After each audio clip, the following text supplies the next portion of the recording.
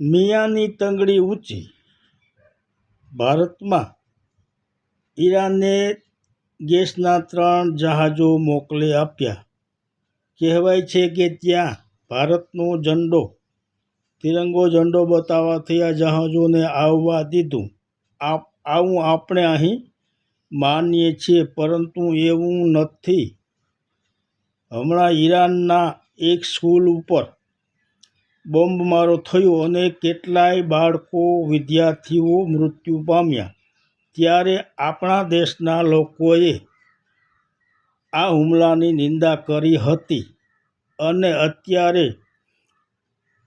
ભારતમાં અને વિશ્વમાં પવિત્ર રમઝાન મહિનો ચાલી રહ્યો છે અને આપણે અહીં ભારતમાં 25 કરોડ મુસ્લિમો રહે છે।